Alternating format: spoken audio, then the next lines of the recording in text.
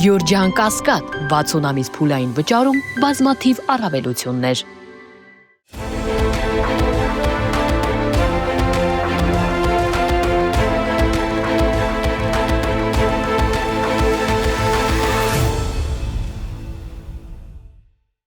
Բարև ձեզ, մեդիահաբի հարգելի հետևորդներ, եւ այսպես օգոստոսի 2-ին տեղի է ունենալու նորընտիր ազգային ժողովի անդրանիկ նիստը, որը օրհնելու է ըստ տեղեկությունների Արամայիս Թախմազյանը,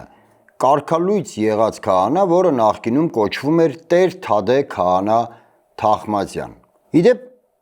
հարգելի հետևորդներ, մշտապես ազգային ժողովի անդրանիկ նիստերը օրհնում էր վեհափառ Հայրապետը։ Իսկ այսօր մենք կանգնել ենք մի իրավիճակի առջև, որ վեհափառը հրավիրված չէ ազգային ժողովի անդրանիկ նիստին։ Սակայն երբևէ որևէ մեկի մտքով հավանաբար չէր անցնի, որ ազգային ժողովի անդրանիկ նիստը կօրհնի կարգալույծ եղած քահանա։ Իդեպ, այս տեղեկությունը ամենայն հավանականությամբ ճիշտ է, որովհետև նախ լրագրողների հետ ճեպազրույցի, այսպես ճակերտավոր ճեպազրույց ասենք, որովհետև Տեր Թադե ավելի շուտ Արամայիս Թախմազյանը հրաժարվում էր կոնկրետ պատասխանել լրագրողների հարցերին, նա ոչ հերքել էր, ոչ էլ հաստատել այդ տեղեկությունները։ Իսկ կյանքը ցույց է տալիս, որ սովորաբար բոլոր այն տեղեկությունները, որոնք հասցեատերը ոչ հերքում է, ոչ էլ հաստատում, դրանք ճիշտ են։ Բացի այդ, մի կարևոր հանգամանք ևս։ Այսօր Քաղաքացիական պայմանագիր կուսակցությունը իր գրասենյակում նիստ էր գումարել, որում պետք է ընտրեին որոշեին հանձնաժողովի նախագահների թեկնածուներին։ Եվ ահա Արամայիս Թախմազյանը ժամանել էր ՔՊ գրասենյակ։ Հարգելի հետևորդներ, երկու շատ կարևոր հանգամանք կա։ Նախ, սրանով Նիկոլ Փաշինյանը մեկնարկում է վեհափառ Հայրապետի դեմ գրոհի նոր փուլը, որի մասին ամրագրված է ՔՊ կուսակցության նախընտրական ծրագրում։ Իդեպ, երբևէ Հայաստանի պատմության մեջ չի եղել նախադեպ, երբ որևէ կուսակցություն ընտրությունների գնալուց իր նախընտրական քարոզարշավում, իր նախընտրական ծրագրում ամրագրի վեհափառի փոփոխության հարցը։ Այդպիսի բան կարող էր անել միայն ՔՊ-ն Նիկոլ Փաշինյանի գլխավորությամբ։ Եվ հետևաբար, երբ Նիկոլ Փաշինյանը կամ ավելի շուտ ՔՊ-ն, սակայն գիտեք ինչ, եկեք անկեղծ լինենք, ասենք Նիկոլ Փաշինյան, որովհետև ՔՊ կուսակցություն որպես այդպիսին գոյություն չունի եւ ՔՊ կուսակցությունը չի ընդունում որևէ որոշում առանց Նիկոլ Փաշինյանի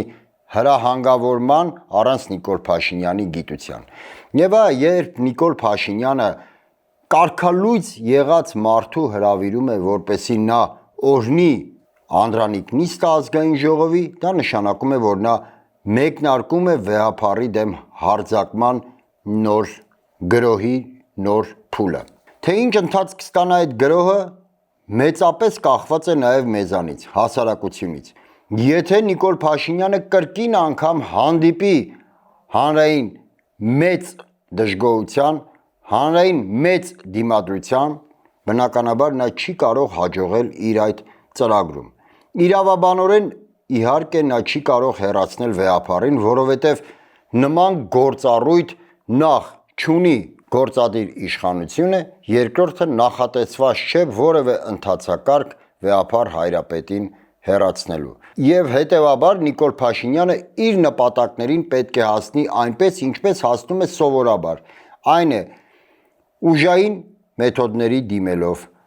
կեղծ քրեական գործեր հարուցելով, ձերբակալելով, կալանավորելով, այսինքն բիրտ ուժի օգնությամբ։ Սակայն բիրտ ուժը հաջողությամբ է պսակվում հիմնականում այն ժամանակ, երբ չի հանդիպում որևէ լուրջ դիմադրության։ Ուստի եթե հանրությունը լուրջ դիմադրություն ցույց տա եւ թույլ չտա Նիկոլ Փաշինյանին, որպեսի նա կարողանա վեհափառին հեռացնել, նա միանշանակ ձախողելու է իր այդ ծրագրում։ Իհարկե լավ կլիներ, որպեսի հանրությունը թույլ չտար նաև կարգալույծ քահանայի մուտքը ազգային ժողով եւ ճակերտավոր ասած օրհնանքը նորընտիր падգամավորներին, որպեսի որևէ թյուրըմբռնում տեղի չունենա ես կոչ չեմ անում ինչ-որ անկարգությունների, ես կոչ եմ անում, որպեսզի մարդիկ օգտվեն սահմանադրորեն իրենց տրված իրավունքներից։ Իսկ Հայաստանի Հանրապետության յուրաքանչյուր քաղաքացի սահմանադրորեն իրավունք ունի իր բողոքի ձայնը արտահայտելու ցանկացած ժամի, ցանկացած վայրում։ Իհարկե օրենքի շրջանակներում։ Հարգելի հետևորդներ, ինչու եմ շեշտում այս օրենքի շրջանակները, որովհետև այս իշխանությունները սովորաբար ձերբակալում ու կալանավորում են մարդկանց, երբ նրանք որևէ օրենք չեն խախտել։ Դե պատկերացրեք, թե ինչ կլինի, եթե հանկարծ մարդիկ հավաքվեն բողոքի ցույցի ու ինչ-որ ցուցարարներից մեկը ինչ-որ մի թեթև զանցանք, ինչ-որ մի հատ վարչական խախտում իրեն թույլ տա, ապա իրավապահ ողջ մահակը կջարդվի այդ քաղաքացու գլխին։ Հետևաբար հավելյալ անգամ շեշտում եմ, որ Հայաստանի Հանրապետության յուրաքանչյուր քաղաքացի իրավունք ունի օրենքի շրջանակներում հավաքվել այնտեղ ու այն ժամին եւ իրականացնել այնպիսի բողոքի ակցիա, որը որ ինքն է ուզում։ Բայց կա մի շատ կարևոր այլ հանգամանք եւս՝ ընդդիմության գործոնը։ Ցավալիորեն ընդդիմությունը կանգնած է երկրորդ փորձության առջև։ Դեռևս գործունեություն չծավալած ազգային ժողովում, բայց ընդդիմությունը արդեն երկրորդ փորձության առջև է կանգնում։ Առաջինը այն է, որ նորընտիր ընդդիմադիր падգամավորները պետք է երթվեն Նիկոլ Փաշինյանի տեքստով։ Հիշեցնեմ, որ ՔՊ կուսակցությունը փոխել է падգամավորների համար նախատեսված երթման տեքստը եւ այնտեղից հանել է օրինակ հայրենիք հասկացությունը եւ այլն եւ վերջում նորընտիր падգամավորները պարտավոր են Նիկոլ Փաշինյանի պես գոռալ փառք նահատակներին կեցե Հայաստանի Հանրապետությունը։ Գուցեև լինեն падգամավորներ, որոնք հենց Նիկոլ Փաշինյանի դեմքով, տոնայնությամբ, ձայնով, միմիկաներով այդ ամենը ասեն, դա իրենց խնդիրն է։ Խոսքս անհատների մասին չէ, այլ հավաքական առումով խորհրդարանական ընդդիմության։ Եվ նորընտիր առաջին փորձությունն է, որը սպասվում է մեր նորընտիր падգամավորներին, խոսքս ընդդիմության մասին է։ Նրանք պետք է երթվեն Նիկոլ Փաշինյանի երթման տեքստով։ Իհարկե, առաջին հայացքից որևէ վատ բան չկա, ու իրոք որևէ վատ բան չկա, նույնիսկ ողջունելի է, երբ падգամավորը երթվելիս բացականչում է փառք նահատակներին եւ կեցե Հայաստանի Հանրապետությունը։ Խնդիրը այն է, որ Նիկոլ Փաշինյանը դա մանիպուլացնում է եւ հարմարեցնում իր անձնական քաղաքական նպատակներին։ Այսինքն այդ բացականչությունը փառք նահատակներին եւ կեցե Հայաստանի Հանրապետությունը ոչ թե անկեղծ մղում է, այլ հետապնդում է կոնկրետ քաղաքական շահ։ Հետևաբար Նիկոլ Փաշինյանը իր այդ կոնկրետ քաղաքական շահերին հարմարեցված տեքստը հրամցնելու է օրենքի տեսքով, իհարկե հրամցնելու է նաև նորընտիր ընդդիմադիր падգամավորներին եւ հետևաբար падգամավորները նախքան խորհրդարանում ընդդիմադիր գործունեություն ծավալելը պարտավոր են լինելու երթվել Նիկոլ Փաշինյանի տեքստով։ Իսկ հաջորդ փորձությունը այն է, որ падգամավորները, էլի խոսքս ընդդիմադիր падգամավորների մասին է, պետք է որոշեն, իրենք պատրաստ են օրհնություն ստանալու Արամայիս Թախմազյանից, այսինքն իրենք պատրաստ են օրհնություն ստանալու կարգալույծ եղած քահանայի։ Դա իրենց որոշելիքն է։ Իրականում ընդդիմադիր падգամավորները պետք է որոշեն, ինչ են անելու Անդրանիկ նիստի օրը, հլու հնազանդ նստելու են եւ ստանան այդ օրհնանքը, թե օրինակ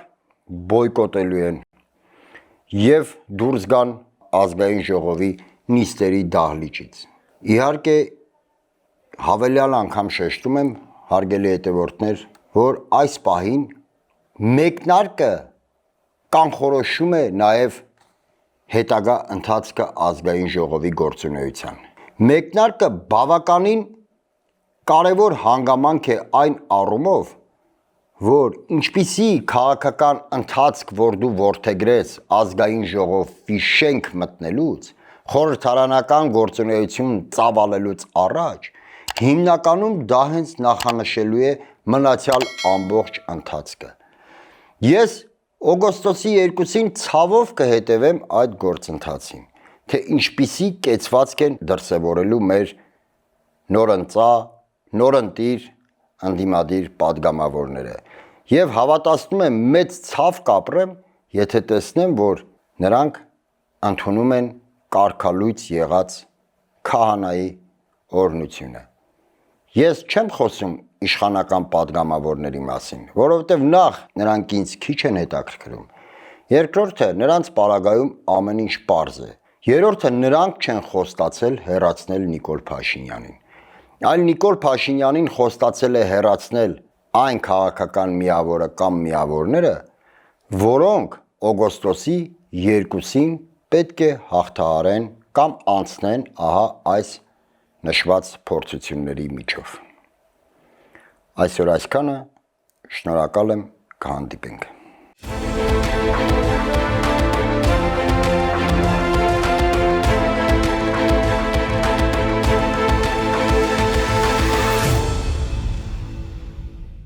Գյուրջան Կասկադ 60 ամիս փուլային վճարում բազմաթիվ առավելություններ։